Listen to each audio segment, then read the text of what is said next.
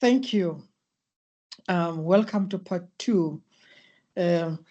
So I was still talking about what we have found to be the truth about the special schools, which contradict what people have always had as assumptions about the truth and the reasons why visually impaired learners need to be sent to special schools. So in part one, I end off talking about the resources and what is happening there. And now I'm talking about the educators who we have found that they don't have sufficient skills or they are not well trained to teach blind and visually impaired learners. Here to give a typical, well, a quote from my participants in the study. One participant said, look, when I employ a teacher from a tertiary, I would have to take, I have to take off that teacher 3 months just to teach them about the blind learner, learning Braille, which is essential skill for any any learner in the school. So that means if they employ a teacher for the first 3 months, that teacher will not be doing any work, will just be trained or receiving some training. And that's only sort of minimal work that the school could do to try and remedy. But you do find that even those that might know Braille, they are still not well equipped enough to teach blind and visually impaired learners. But not to say that these people are horrible. I mean, I'm part of the system, and look at where I am now. I am currently doing my fourth postgraduate. So clearly, if the system was not working, I won't be where I am. But I'm not saying at all that they are terrible people, but I'm just saying that there's a bit of a concern in as far as the training that they receive from the training institutions, which is why I often applaud the work that IDEA and the DSC at UCT and other institutions are doing to try and maybe bridge that gap. The other lacking thing that we found in the special schools or schools for the blind is the non-teaching staff. Here I'm talking about the psychologist, O&M, orientation and mobility. Those people play a critical role in aiding visually impaired learners around mobility.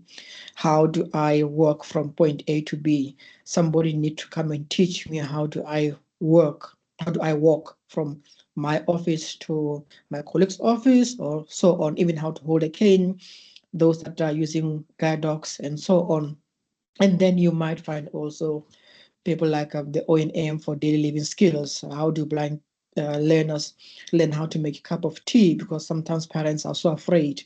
So the school is supposed to bridge that gap. I'm sure you should have learned or touched more on this when you did the ECC, external curriculum, which is quite a crucial learning elements of any child. So you can imagine for a blind learner. So those are some of the few sort of key areas that we research has found to be lurking or to be found with the special schools or schools for the blind, which sort of contradict the overall assumptions about the special schools. But now, most importantly, I'm going to talk about the learner's experience, because it's one thing to talk about the school not not having that and that, but how do these kids that are there feel or experience special school? I went to a special school myself, as I said in the beginning of my presentation, and I must say it was great. It was fantastic. New notification. 5 minutes left in your meeting. We were all the same. There were no barriers. Sorry, it's my screen reader speaking there. We were almost sort of harmonious or homogeneous blind people with partially sighted. So if you look at it from that context, you could say it was great. However, what we lacked is the integration with the outside world, because a special school, yes, it's there, But it's not like we are completely isolated from the community. We knew what is happening outside of our corridors, outside of our schools. And like I used to say to my friends that when I was at school, these were way in the beginning when SABC was starting to have, no, I think they were already in the continue to present us the Wild Room. I used to watch a lot of Wild Room. So I would see myself with people like Sade, Saifo, and those sort of teenagers who were on TV. I saw myself in them because I believed I'm vibrant and up there. But unfortunately, because I'm in a special schools, that did not really go well with me. I found myself to be slightly offish, not connecting with the world. I found myself not linking with what is everybody's doing outside. At some point, I felt that I could be more like delusional because here I am inside of me. I see myself as being vibrant, young, blind person. Yet at the same time, I know I'm in a special school. So my peers, when I go home, they talk about doing this. I can't. I'm in a special schools. And also our experience with the careers. We did not have sufficient subjects like the STEM subjects in my school, which even now is still a bit of a crisis.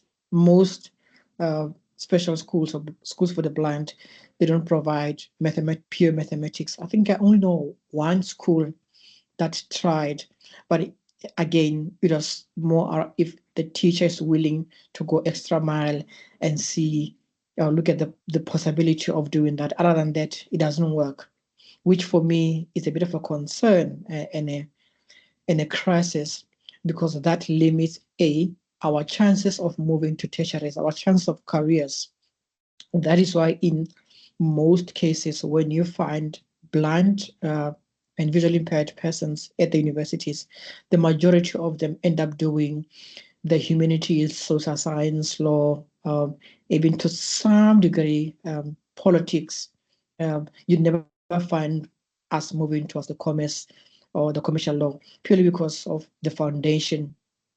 Um, but a couple of when I moved to Cape Town, I found a friend who was blind like us, but she was doing computer science, which to me we felt as, wow, that's an amazing. But it also shows how if the teachers are willing and are well informed, anything is possible. So those are some of the sort of the barriers, or if one could say, and even the difficult positions that we find ourselves to be in the special schools. And then I'd like to move on now to educators' perceptions of inclusive education, because I spoke about our experiences, even what we find in the special schools. So how then, when taking everything that I said, the educators and the principals view the Education White Paper 6, which was promulgated 23 years ago, if then we know that they lack resources, they are not well qualified to teach blind learners, and the schools are in some deplorable conditions.